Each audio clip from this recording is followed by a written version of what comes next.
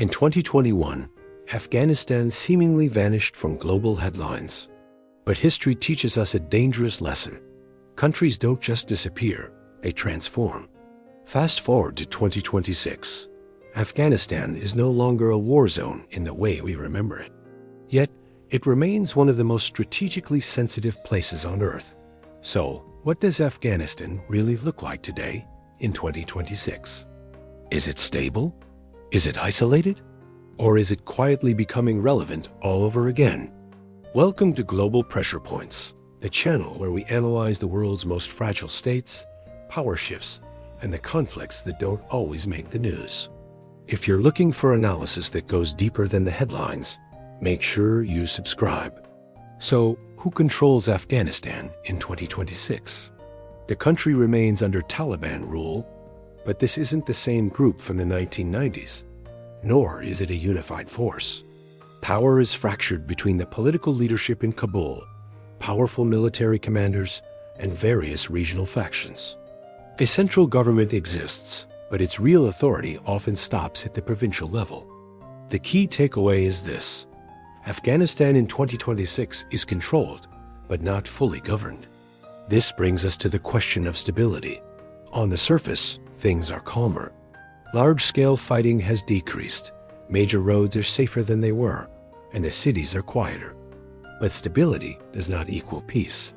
Silent tensions simmer just beneath the surface. We see internal rivalries between factions, small resistance movements operating in remote areas, and deep-seated ethnic and tribal tensions. There's no nationwide civil war, but the system is incredibly fragile. The country is calm, but it is not settled. This fragility is most visible in the economy. By 2026, Afghanistan's economy is surviving, not growing. International sanctions remain in place. Foreign aid is severely restricted, and the banking system is weak. The country gets by on regional trade, agriculture, and a vast informal market. But poverty is widespread, unemployment is high, and opportunities are scarce. This constant economic pressure shapes every single political decision being made. Daily life for Afghans depends heavily on where they live. In urban areas, people face limited access to education, severe restrictions on social freedoms, and heavy surveillance. In rural areas, traditional structures and local authorities often hold more sway than the central state. Women and youth face the greatest restrictions, and this has dire, long-term consequences for the country's development. A generation growing up without opportunity will inevitably reshape the future. On the security front, Afghanistan in 2026 doesn't have a conventional military. Instead, security is enforced by a patchwork of armed groups. Borders are loosely controlled, and the main focus is on internal intelligence and control, not external conflict. The major threats come from within: rival extremist groups, smuggling networks, and simmering tensions along its borders. Regionally, Afghanistan sits at a critical crossroads between South, Central, and East Asia. Neighboring powers are all engaging, but very cautiously. Pakistan watches its border closely. China is focused on preventing instability. Iran is managing its own interests, and Russia monitors security risks from a distance. No one wants chaos in Afghanistan, but no one is willing to fully commit either. The country is important, but trusted by none. This leads to the question that dominates international thinking. Could Afghanistan once again become a global security threat? By 2026, the situation is contained. Large-scale training camps are not operating openly, and international operations are not being launched from its soil. The world is watching, quietly monitoring the situation.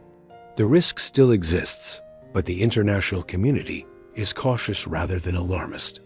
The fear is not what Afghanistan is today, but what it could become tomorrow. So why does the world keep its distance? Because official recognition brings responsibility. Most countries hesitate due to human rights concerns, questions over political legitimacy, and the fear of setting a dangerous precedent. Engagement is selective and unofficial. Recognition is almost non-existent.